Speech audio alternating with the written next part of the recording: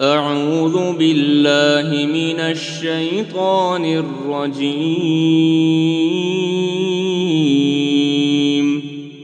بسم الله الرحمن الرحيم.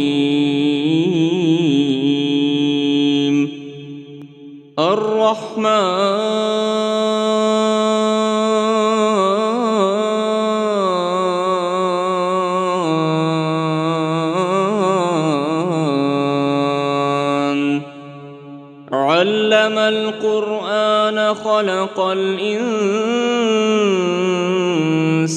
علمه البيان. الشمس والقمر بحسبان والنجم والشجر يسجدان والسماء رفعها ووضع الميزان ألا تطغوا في الميزان وأقيموا الوزن بالقسط ولا تخسروا الميزان. والأرض وضعها للأنام فيها فاكهة والنخل ذات الأكمام والحب ذو العصف والريحان. فبأي آلاء ربكما تكذبان؟ خلق الإنسان من صلصال كالفخار وخلق الجان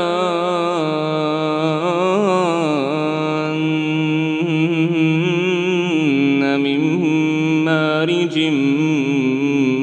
من نار. فبأي آلاء ربكما تكذبان؟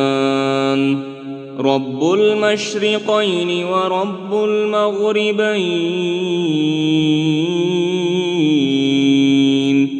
فبأي آلاء ربكما تكذبان؟ مرج البحرين يلتقيان بينهما برزخ لا يبغيان. فبأي آلاء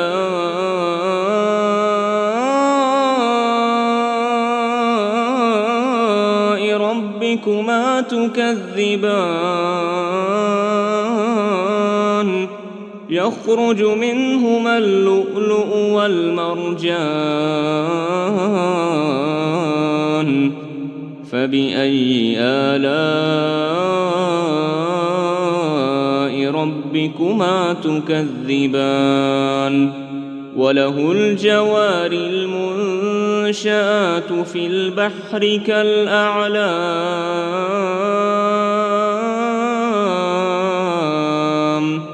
فبأي آلاء ربكما تكذبان؟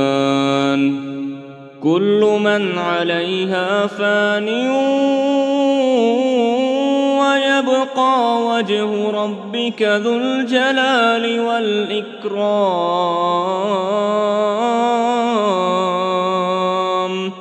فبأي آلاء ربكما تكذبان؟ يسأله من في السماوات والأرض كل يوم هو في شأن. فبأي آلاء ربكما تكذبان؟ سنفرغ لكم أيها الثقلان فبأي آلاء ربكما تكذبان يا معشر الجن والإنس إن استطعتم أن تنفذوا من أقطار السماوات والأرض فانفذوا لا تنفذون إلا بسلطان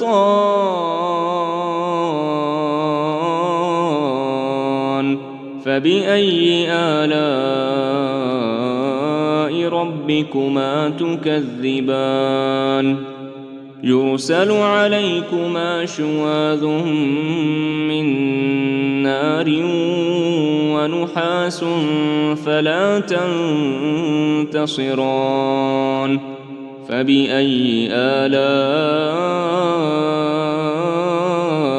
ربكما تكذبان فإذا انشقت السماء فكانت وردة كالدهان فبأي آلاء ربكما تكذبان فيومئذ لا يسأل عن ذنبه إنس ولا جان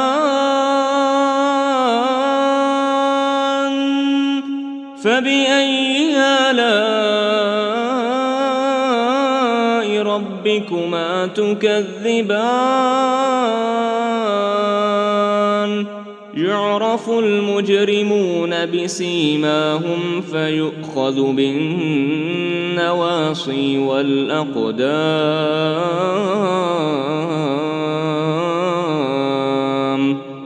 فبأي آلاء ربكما تكذبان هذه جهنم التي يكذب بها المجرمون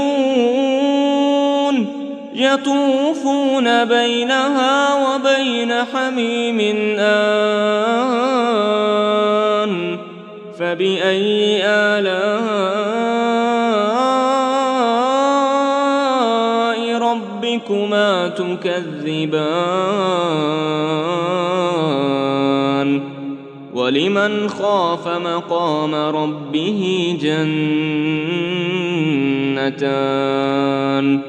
فبأي آلاء ربكما تكذبان ذواتا أفنان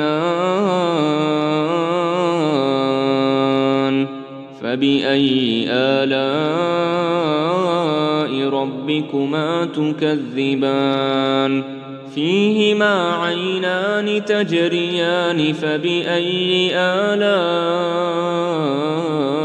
ربكما تكذبان فيهما من كل فاكهة زوجان فبأي آلاء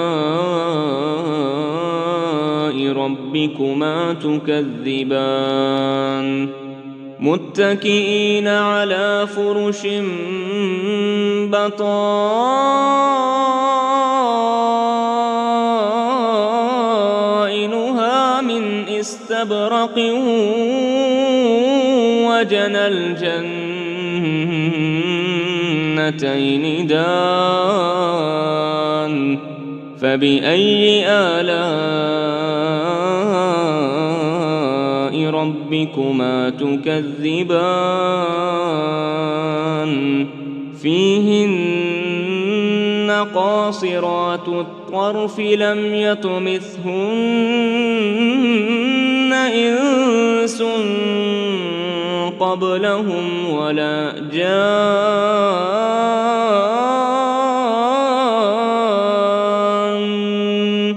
فبأي آلاء ربكما تكذبان كأنهن الياقوت والمرجان فبأي آلاء ربكما تكذبان هل جزاء الإحسان إلا الإحسان فبأي آلاء ربكما تكذبان ومن دونهما جنتان فبأي آلاء ربكما تكذبان مدهامتان فبأي آلاء ربكما تكذبان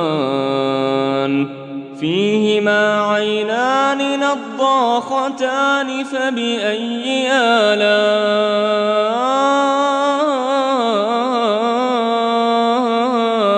ربكما تكذبان فيهما فاكهة ونخل ورمان فبأي آلاء ربكما تكذبان فيهن خيرات حسان فبأي آلاء ربكما تكذبان حور مقصورات في الخيام فبأي آلاء ربكما تكذبان لم يطمثهن إنس قبلهم ولا جان